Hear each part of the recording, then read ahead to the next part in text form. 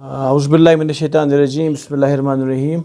सबसे पहले मैं आप सब लोगों का तहे दिल से शुक्रिया अदा करता हूँ कि जब भी आपको शॉर्ट नोटिस में हम आपको बुलाते हैं, आप हमारी उस चीज़ बात की इज़्ज़त रख के और आप फ़ौरन चले आते हैं, क्योंकि आपको मालूम है कि आजकल जो म्युनिसिपल काउंसिल बारामूला में जो मसले मसाइल चल रहे हैं, तो उनको तरजीह बुनियाद पे लोगों तक पहुँचाना बिल्कुल आपका फ़र्ज़ भी है और आप उस काम को अंजाम भी दे रहे हैं। देखिए, डायरेक्टली मैं आपको पहले इस चीज़ को मुखातिब करता हूँ कि जो नो कॉन्फिडेंस मोशन जो हमने हमारे जो प्रेसिडेंट थे तौसीफ़ रैना जी को उनको सबमिट की थी, उसके बाद हमारे जो उसमें रूल्स रेगुलेशंस थे उसी के मुताबिक हमारे एग्जीक्यूटिव अफसर ने पहले 7 दिन के अंदर तौसीफ़ रैना जो प्रेसिडेंट है उनको मीटिंग बुलानी थी। लेकिन ये बदकिस्मती का आलम है, ये एक लाइल्मी है कि जिस प्रेसिडेंट को ये मालूम नहीं है कि मेरे इख्तियार क्या है, मेरे बायलाज क्या है, मेरे रूल्स क्या है और मेरे रेगुलेशंस क्या है, उन्होंने 7 दिन के वक्फे के बाद 7वें दिन उस नो कॉन्फिडेंस मोशन को रिजेक्ट कर लिया। ये बिल्कुल एक ऐसा मंजर मैं आपको बता रहा हूँ जो पिछले 15 दिन से म्युनिसिपल काउंसिल बारामूला के नो कॉन्फिडेंस मोशन को लेके चल रहा है। उसके साथ साथ जब नो कॉन्फिडेंस मोशन को रिजेक्ट किया गया तो हमारे एग्जीक्यूटिव अफसर ने अर्बन लोकल बॉडीज़, जो हमारा डायरेक्टरेट अर्बन लोकल बॉडीज़ है, वहाँ पे हमारे एसओ बैठते हैं, उनसे जब लीगल ओपिनियन मांगी तो उन्होंने बोला कि नहीं, प्रेसिडेंट को कोई इख्तियार नहीं है कि ये नो कॉन्फिडेंस मोशन को रिजेक्ट कर सकते हैं, तो आप अंडर रूल्स जो है आप यू में प्रोसीड अहेड। और उसी के मुताबिक जब वो चिट्ठी पहुंची, उसके बाद एग्जीक्यूटिव अफसर को विदिन 3 डेज़ मीटिंग बुलानी थी और नो फ्लोर टेस्ट कराना था। तो उसके साथ साथ 5 दिन के अरसे के बाद जब फ्लोर टेस्ट का डेट निकला, 6 जून 2023 को जब फ्लोर टेस्ट का डेट निकला, मुकर्रर हुआ और टाइम भी दिया गया 12:30 बजे, जो हम काउंसलर 10 लोग जिन्होंने नो कॉन्फिडेंस मोशन पे साइन भी किया, हम वहाँ पे पहुँचे तो हमारे जो प्रेसिडेंट थे तौसीफ़ रैना साहब, उन्होंने ट्रिब्यूनल जे.एंड के स्पेशल ट्रिब्यूनल का एक स्टे एग्जीक्यूटिव अफसर के हाथ में थमाया। और चूंकि आपको मालूम है कि जब ऑनरेबल कोर्ट की कहीं भी कोई डायरेक्शन हो तो उसको एक ऑफिसर या हम लोग जनरल पब्लिक भी हम उसको ऑनर करते हैं, क्योंकि मुझे लगता है कि अल्लाह के बाद अगर कोई इंसाफ करने वाला है यहाँ पे और अगर एक उम्मीद रहती है तो वो कोर्ट ही है, जहाँ पे हम किसी भी जाति के ख़िलाफ़ कोई भी अगर नाइंसाफ़ी होती है तो हम अपनी पुकार जो है ऑनरेबल कोर्ट के सामने रखते हैं और उसका जो वहाँ पे फ़ैसला होता है दोनों पक्ष को सुन के और वो अपना फ़ैसला देते हैं। तो जब ये नो कॉन्फिडेंस मोशन का सिलसिला चला तो तौसीफ़ रैना जी ने जो स्टे हमें थमाया तो वो जे.एंड के स्पेशल ट्रिब्यूनल का स्टे था। तो आज मैं आपको बताऊं कि उस पर 1-2 पेशियाँ जो हुई, तारीखें जो चली 2 तारीखें, तो दूसरी तारीख पे ही उसको रिजेक्ट करके और आज मैं आपके सामने उस स्टे वैकेंट की जो कॉपी पहुंची है तो मैं आपके ज़रिए वो दिखाना चाहता हूं कि ये पॉइंट नंबर 26 जो है इसमें पूरा लिखा है, the ad interim order dated 6/6/2023 shall stand vacated. और मैं आपकी जानिब से एक पॉइंट और यहाँ पे हाईलाइट करना चाहता हूँ जो 25 पे लिखा गया है, for the foregoing discussion there seems to be no merit in the instant revision petition which accordingly fails. इसका ये मतलब है कि जो तौसीफ़ रैना साहब ने पिटीशन दर्ज की थी उसमें कोई भी ऐसा मेरिट नहीं था जिस पे वो बहस हो सके या कोई भी ऐसी चीज़ ला सके। उसके बाद जो the respondent is at the liberty to proceed strictly in accordings with the law in respect of the subject matter. अब हमारे एग्जीक्यूटिव अफसर साहब को मीटिंग बुलानी है, वो कल की डेट में मीटिंग बुलाए, 1 दिन का टाइम चाहिए होगा। लेकिन आज मैं आपको ये बता देना चाहता हूँ कि सच्चाई की जीत हुई है कि हमने 10 लोगों ने जो no confidence motion Tausif Raina साहब के ख़िलाफ़ किया था, आज उसकी जीत हुई है। और अब ये लोगों में आया नहीं है, ये ऑनरेबल कोर्टों में भी ये मसले चले गए और कोर्टों ने भी ये बता दिया कि नहीं जनाब, ये हक़ है इलेक्टेड रिप्रेजेंटेटिव्स का, जिन लोगों को चुनने का हक़ है उसी को एक प्रेसिडेंट या वाइस प्रेसिडेंट को उतारने का भी हक़ दिया गया है। सबसे पहली बात जो ये है, ये आप सबके लिए ये ब्रेकिंग न्यूज़ है कि कोर्ट ऑर्डर का जो स्टे था it has been vacated. Now Tausif Raina has to face a floor test जो उसने इंटरिम ऑर्डर लिया था। इसके साथ साथ मैं आपके जो आज ने देखा होगा कि पिछले दिनों से जब से ये सिलसिला चला, एक दो प्रेस कॉन्फ्रेंस तौसीफ रैना जी ने की। एक चीज़ में बड़ा जो हम सब लोग परेशान हैं कि ये जो प्रेस कॉन्फ्रेंस करके लोगों को पुकारते हैं कि लोग मुझे ये बोल रहे हैं, लोग मुझे वो बोल रहे हैं कि आप चलो, आप आगे चलो, हम आपके पीछे हैं। ठीक है, एक पॉलिटिशियन के साथ जब लोग होंगे तभी वो आगे चल सकता है, ऐसी बात नहीं है कि लोगों का मैंडेट नहीं। लेकिन अल्टीमेटली जब नो कॉन्फिडेंस मोशन का भी सिलसिला चला, जब रिज़ाइन पे पहुंचा, तो मुझे लोगों ने बोला नहीं चलो। काश ये तौसीफ रैना साहब उस टाइम ये बोलते कि मुझे मेजॉरिटी ऑफ द काउंसलर्स ने ये बोला कि नहीं, आप बरकरार हो, आप रिज़ाइन नहीं दो, हम आपके साथ हैं। लेकिन बदकिस्मती का आलम देखो, जिन लोगों के साथ उसने 2 साल एज ए प्रेसिडेंट गुजारे, उन लोगों को ही वो कचरे के डब्बे में फेंक रहा है। उन लोगों को ही एक पिटीशन जो इसने दर्ज की थी, वहाँ पे पिटीशन की थी, उसी में ये हमें डिस्क्वालीफाई भी कर रहा है। ये जो मंजर मैं आपको बता रहा हूँ, ये हमें डिस्क्वालीफाई कर रहा है क्योंकि हमने पॉलिटिकल पार्टी चेंज की है। यार कोई चीज़ है, कोई बायलाज है, कोई रूल्स है, कोई रेगुलेशंस है, जिस रूल एंड रेगुलेशन के ज़रिए से आप प्रेसिडेंट बने, उसी रूल में पूरा डिफाइन है 18A, 18B, 18C, 18D कि कौन कौन बंदा डिस्क्वालीफाई हो सकता है। ये कागज़ बना के ईओ को भेज देता है। ये जो खोखले दावे हैं, खोखले कागज़ है, इनसे कोई मतलब नहीं निकलना है। तौसीफ साहब, you have lost the majority. I was been the chairman, मैं भी 2.5 साल प्रेसिडेंट था। जब मेरे खिलाफ नो कॉन्फिडेंस मोशन चली, उसके बाद मैंने तो वो मीटिंग अटेंड नहीं की क्योंकि I was loss of majority.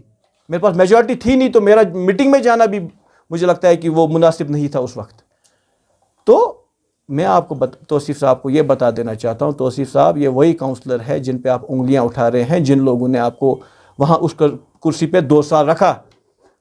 वो बीजेपी के काउंसलर थे, वो डीएपी के काउंसलर थे, वो जिस पार्टी के भी काउंसलर थे। आप इंडिपेंडेंट थे, आप एज ए इंडिपेंडेंट प्रेसिडेंट बने दूसरे पार्टियों की वजह से। आप जिन पार्टियों को आज निशाना बना रहे हो, आप उन्हीं की वजह से आप आज आपका नाम वहाँ गजट नोटिफिकेशन में निकला, तौसीफ रैना एज प्रेसिडेंट। उस टाइम ये नहीं लिखा गया कि किसने किसको सपोर्ट किया। आप इंडिपेंडेंट हो तो आप नहीं बन सकते हो, इसमें पॉलिटिकल पार्टी होना इंपॉर्टेंट है। तौसीफ रैना साहब, आपको इलेक्शन लड़ना है तो मैदान में आके लड़ो। जब 2023 में नए इलेक्शन होंगे तब आप एज इंडिपेंडेंट लड़ो, फिर दिखाएंगे आपको पार्टियां क्या होती है। लेकिन आप उन लोगों पे ही निशाना ठोस रहे हो जिन लोगों ने आपको समर्थन दिया, जिन लोगों के साथ आपने काम किया, जिन लोगों से आप उठे, आप बैठे, उन लोगों पे आप उंगलियां उठा रहे हो। ये अच्छा नहीं है। आपको कल दोबारा से इलेक्शन लड़ने हैं, क्या पता दोबारा से आपको कुछ लोगों की ज़रूरत पड़े। इनको डिस्पोजेबल आइटम मत बनाओ। आपका जो रूल रहा है, आपका जो बैकग्राउंड रहा है, बंदे को इस्तेमाल करके उसको फेंक देना और अपना लहू मनाना, वो काम छोड़ दो। मैं आपको आज बता रहा हूँ, आपके साथ हम उठे हैं, बैठे हैं, खाए हैं, काम किया है, तो मैं आपको बता रहा हूँ सियासत को सियासत के तरीके से ही चलाओ। सियासत को गुंडागर्दी मत बनाओ। हम भी सियासत करना जानते हैं, हम भी गुंडागर्दी जानते हैं, लेकिन हमें वो चीज़ करनी है क्योंकि हम एक डिपार्टमेंट को चलाने वाले लोग हैं। मैं आपको दूसरी बात जो मैं बता देना चाहता हूँ, हमेशा वो बात करते हैं कि करप्शन करप्शन करप्शन। किस करप्शन की बात कर रहा है तौसीफ रैना साहब? जो हम 10 काउंसलर हैं, जाके हमारे बैंक अकाउंट चेक कर लो, जाके हमारे एसेट्स चेक कर लो, 2018 के भी और 2023 के भी।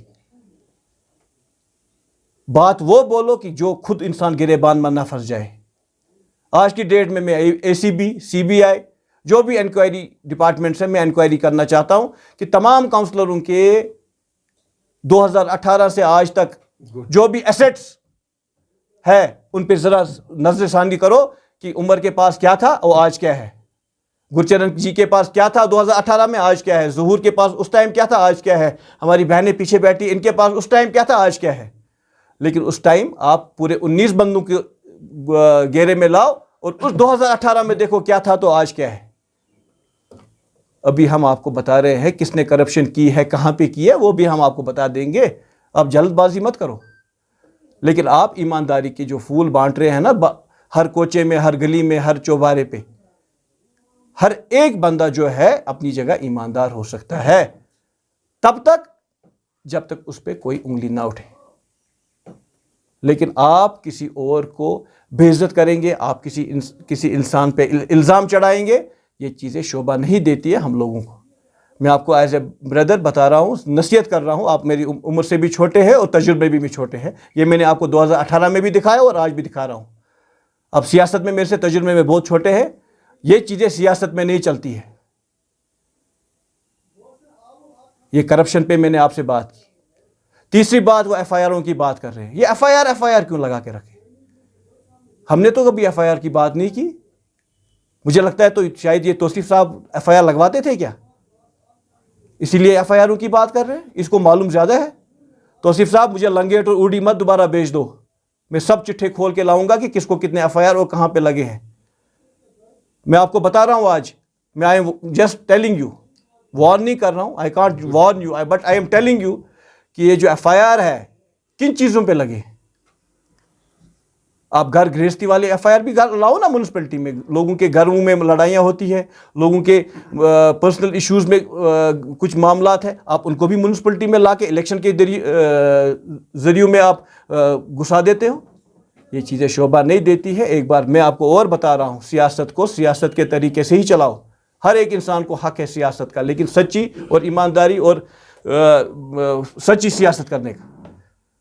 ये एफआईआर सबको पता है कि किस काउंसलर को किसने दबाया, कब दबाया, इलेक्शन में क्या दबाया, सबको मालूम है। मत वो काउंसलर आपके मुंह पे आके ये बात करे। तो ये एफआईआर की कहानियां बंद कर दो। उसके लिए हमारे पास होनहार एसएसपी साहब है, होनहार जेएंडके पुलिस है। जो भी एफआईआर लगेगा उसको कानूनी सजा मिलेगी जब उसका गलती होगी। लेकिन आप एफआईआर लगवाओगे, आपके कहने पे लोग किसी इंसान को शिकार बनाएंगे, वो चीज़ें नहीं चलने वाली है। चलती थी, हम नहीं बोलेंगे नहीं, वो बंद हो गया, वो सिलसिला बंद हो गया। हर एक दिन ये चीज़ें नहीं चलती है। सियासत को सियासत के तरीके से ही चलाओ। चौथी बात मैं आपको बताऊं कि डेवलपमेंट ठीक है, डेवलपमेंट कहाँ पे है? ओपन में आ जाओ ना, मेरे सामने बात करो ना, आप कहाँ पे डेवलपमेंट? कॉम्प्लेक्स बनाना डेवलपमेंट है? अगर आपका ये जहनियत है तो फिर आप वार्ड मेंबर के काबिल भी नहीं है। आप मुझे बताओ डेवलपमेंट कहाँ पे है? नाम तो बताओ डेवलपमेंट का। नाम का 10 कॉन्फ्रेंसेस की आपने, डेवलपमेंट मैंने बहुत की। लोगों ने मुझे फेसबुक पे बहुत सारे कमेंट्स दिए कि यहाँ पे जी डेवलपमेंट हुई। नाम बता दो ना। अगर मैं नाम गिनाने पे आऊँ, मैं नाम गिन सकता हूँ। ऊपर लाए हम लोगों ने, शक्कर लाए, लाइट्स लगवाई, 1100 लाइटें 2018-19 में लगवाई हमने, मार्केट में लाइटें लगवाई हमने, आउटर पोर्शन करियापा पार्क में फाउंडेशन डलवाया हमने, क्या बोलते हैं इसको, कार पार्किंग के लिए पैसा रखवाया। तो आपने क्या किया? आप भी तो 2-3 कामों के नाम लो ना। आप डरते क्यों हैं? किस चीज से डरते हो? आप डेवलपमेंट उस चीज को कहते हैं कि वार्ड मेंबर ने अपने वार्ड में प्लान दिया तो वो आपके सर जाएगा। वो वार्ड मेंबर क्या कर रहा था? जो वार्डों में काम हुए वो वार्ड मेंबरों की डेवलपमेंट है, वो प्रेसिडेंट की डेवलपमेंट नहीं है। क्या प्रेसिडेंट ने कोई स्पेशल कोई फंड लाया? आप जिस चीज की एप्रिसिएशन की चिट्ठी बोल रहे हैं ना कि मैंने चिट्ठी, मुझे एप्रिसिएशन मिली, किस चीज की एप्रिसिएशन मिली? मुझे भी बताओ ना, किस चीज की एप्रिसिएशन मिली कि 5.5 करोड़ हमें मिला कैपेक्स में, वो चारों के चारों प्रोजेक्ट में काम नहीं हुआ, वो लैप्स हुआ। पिछले साल वो चारों प्रोजेक्ट दोबारा से रोल ओवर हुए, उस पर 2 करोड़ का काम हो गया। इस बार हमने प्रोजेक्ट किया है, हमने लड़ाई लड़ी, हमने सब कुछ किया। हमने 80 लाख रुपए जो है लेन्स एंड ड्रेन्स के लिए मंगाए, फाउंटेन के लिए हमने 20 लाख मंगाए, हमने 40 लाख यहाँ के क्या बोल रहे हैं इसमें, टावर के लिए मंगाए। तो आपने क्या किया? आप बताओ ना। आप काउंसलरों के बगैर प्रेसिडेंट कुछ नहीं कर सकता है। इस चीज को आप समझो। अगर आपने अभी भी नहीं समझ रहे हैं तो यह बदकिस्मती है। तो जो आप दावे करते हैं मेरे ग्रुप बनाओ, मैं 21 वार्डों में उठना चाहता हूं, आप 21 में क्या, आप 121 में पूरे डिस्ट्रिक्ट में लड़ो ना, कौन रोकता है आपको? लेकिन सच की सियासत करो। ये झूठ की सियासत करना बंद कर दो, ये गुंडागर्दी की सियासत बंद कर दो, धमकाने की सियासत बंद कर दो। अब सियासत जो है सियासत के तरीके में ही लड़ो। लोगों को नोशन नहीं दो नया इलेक्शन हो रहा है, अभी 3 महीने बाकी है, अभी 100 दिन है। 100 दिन में नीचे का ऊपर और ऊपर का नीचे किया जाता है। ये नोशन जो आप दे रहे हैं ना कल की प्रेस कॉन्फ्रेंस से कि नहीं जी अब नए इलेक्शन होंगे, जब होंगे तब देखा जाएगा। हम नहीं ये कहते हैं कि नहीं होगा, होगा और हम पार्टिसिपेट होंगे और हम में से मेजॉरिटी ऑफ द काउंसलर्स दोबारा चुन के आएंगे, क्योंकि हम जमीन से जुड़े हैं, हम हवा में नहीं बात कर रहे हैं। हमने जब भी कोई मसला उठाया एडमिनिस्ट्रेशन के साथ उठाया, एलजी एडमिनिस्ट्रेशन से उठाया, हमने लोगों के हित में बात की, हमने हवा में नहीं बातें की। मैं आपको बता देना चाहता हूं, आपने 20 लाख का अप्रूवल दिया है लाइटों को, कहां है अप्रूवल? दिखाओ ना, आज की डेट पे दिखा दो, आज की डेट पे दिखा दो ना अप्रूवल कहां पे है। अप्रूवल तब देते हैं जब काउंसलर उसके पास करते हैं। ये भी तो कभी बता दो कि हम काउंसलरों ने आज एक अप्रूवल बना दिया लाइट्स 20 लाख के लिए, 2 साल तो आपने एक लाइट परचेज नहीं कर पाए, और आप नहीं बताते कि हमें मुझे एप्रिसिएशन की लेटर मिली। सिटी एंड टाउन्स का फंड जो आता है हमें यहां पे 8 करोड़ रुपए, आपको मालूम है? आपको मैं आप इस पॉइंट की तरफ जरा थोड़ा ध्यान दिया। सिटी एंड टाउन्स एक फंड आता है आरएंडबी में for development of cities and towns. आपको पता है हमारा शेयर कितना है उस पर? वी आर गेटिंग ओनली 10 और 11% of that fund. That means कि 8 करोड़ 8.5 करोड़ का पैसा आया सिटी एंड टाउन्स की डेवलपमेंट के लिए, और हमें कितना मिला? 1 करोड़ 60 लाख, 1 करोड़ 40 लाख। और वो भी काम अपने सर चढ़ाओ। हमारी काउंसलर पीछे बैठी है, संगरी रोड इनने कराया, स्वीपर नूरबाग के स्वीपर रोड मैंने करवाए, खुशबा का रोड हम यहां आशिक साहब ने करवाया। ये भी तो ये देख रहे हैं, इन्होंने इसने रखा है बंदा आरएंडबी में जो टेंडर चढ़ाता है, उसको बोलता है टाउन की टेंडर कौन सी निकली, उसको फोटो उठा के अपने फेसबुक पे चढ़ाओ। कितनी देर ये सियासत चलेगी?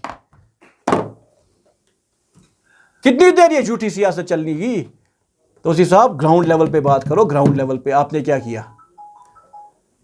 नो डाउट कि हमने नॉर्मल से 2 करोड़ खर्चा किया, तो ये आपकी डेवलपमेंट है? ये हम लोगों ने पास करके लड़ाइयाँ करके हमने 13 लाख वार्ड में सैंक्शन करवाए। ये जो बोल रहे हैं ना अब ये ड्रामाबाजी, ये सब बंद कर दो। अभी हमारे 100 दिन बाकी है और 100 दिन में हम बारामूला की तकदीर बदल देंगे। ये आप हमसे वादा ले लो, हम और आपके सामने ये वादा करते हैं। हमने जो काम उस टाइम 2018 से 20 तक किए, वही काम, उन्हीं कामों की आपने सुपरवाइजरी की। आपने कोई नया फाउंडेशन कहीं नहीं डलवा। दिखा दो, अगर डाला है तो दिखा दो, लोगों के सामने दिखा दो। बोर्ड लगाने से मैं भी बोर्ड लगा सकता था, लेकिन मैं बोलता था कि कंप्लीशन के बोर्ड लगा दूंगा। आपकी तरह अधूरे बोर्ड नहीं लगाना था, मेरा शौक था। बहुत सारे मेरे काउंसलर ने बोला आप लगा दो ना फाउंडेशन की बोर्ड, मैंने बोला नहीं, कंप्लीशन हो जाएगा तब लगा दो, जो भी होगा। लेकिन आपने तो अधूरी बिल्डिंगों के भी बोर्ड लगा दिए। आपने तो काउंसलरों को साइड में कर दिया कि नहीं जनाब तौसीर रैना साहब की जय जयकार हो। तौसीर साहब हम भी आपकी जय जयकार कर देंगे अगर आपने काम किए होते। सियासत में लड़ाई चलती है सियासत के दिन तक, उसके बाद जो बैठ गया उसको बाद हम सपोर्ट करते हैं। आप हमें यह बताओ हमने कहाँ आप पे सपोर्ट नहीं किया? हमने 13 लाख वार्ड में रखा है, हमने लड़ाइयाँ की है। एग्जीक्यूटिव अफसर हमारा इम्तियाजुल हक राथर था, हमारे डिप्टी रजिस्ट्रार थे, आप ले लो उनसे बाइट। हमने लड़ाइयाँ की है, नहीं हमें 13 लाख वार्ड में दे दो। नॉर्मल रिसोर्सेज कहाँ से बढ़ गया? ये आप 2018 की भी माली पोजीशन निकाल दो, आरटीआई कर दो 2018 की माली पोजीशन म्युनिसिपल काउंसिल बारामूला की और 2020-21 की जब मैंने छोड़ा, और तब से आज बता दो कितनी परसेंटेज आपने उसमें बढ़ाई, कितना रेवेन्यू आपने जनरेट करवाया। ये चीजें खोखले दावे नहीं चलने वाले हैं। आप मैं आपकी चैनल से आज ये बता देना चाहता हूं कि जो स्टे ऑर्डर तौसीफ रैना साहब ने लाया था वो वैकेट हो गया है।